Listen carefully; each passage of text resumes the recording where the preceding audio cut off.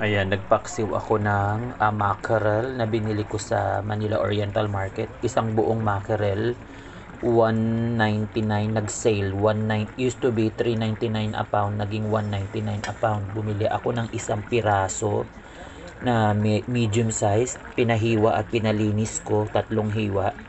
Nilagyan ko ng maraming bawang, luya, luya, bawang, tapos pamintang buo.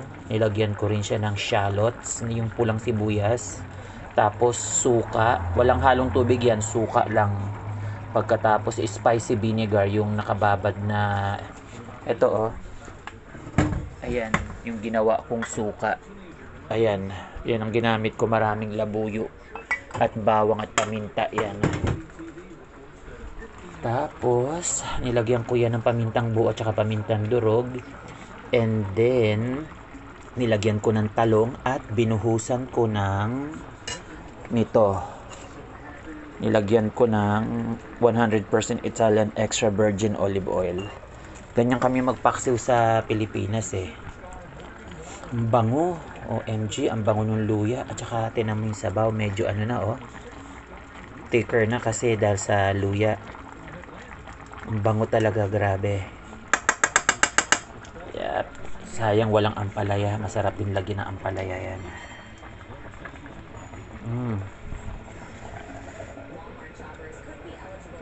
Yan ang ulam today for dinner. Tapos nagluluto na ako ng kanin. Alright, then may manggang hinog at may saging. Saan ka pa? Pilipinas na Pilipinas, diba? Ang bango. Slow fire lang yan.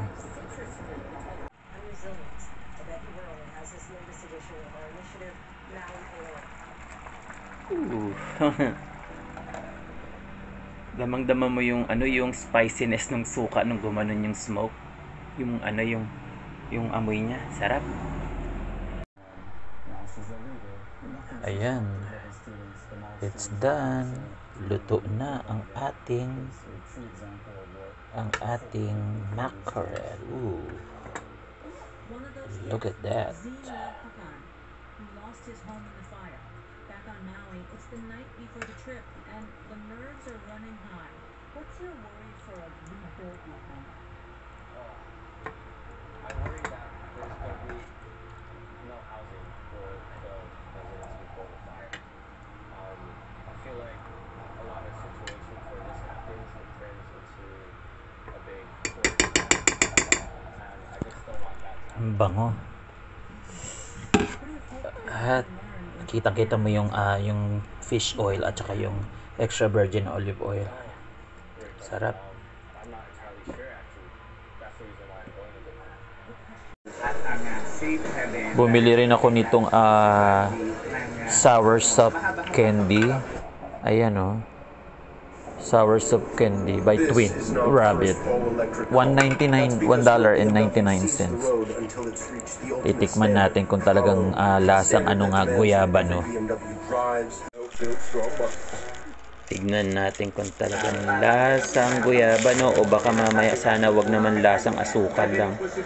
Kasi gusto ko yung guyaba talaga na prutas wala naman yun dito. Mahirap makahanap sa Amerika ng guyaba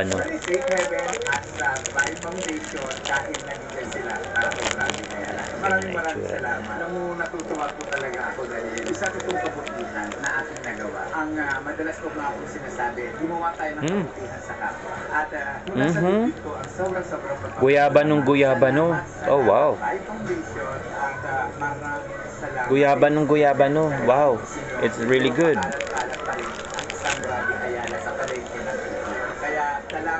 Chewy siya, moist, pero pagkagat mo palang guyaba talaga, as in authentic na guyaba Hindi siya flavor lang or artificial. It's real. Aba, nakasama ko rin si Brandy nang magsimba kami sa Santo Niño de I think this is from either Vietnam or Thailand. Sarap. Paano bang na-miss niya ang magsimba? Pagkatapos na Brandy Ayala ang nakasama Vietnam. ko sa maghapon. Product of Vietnam. Tuwa talaga. Ibang klase talaga. Sarap siya. Alam mo bang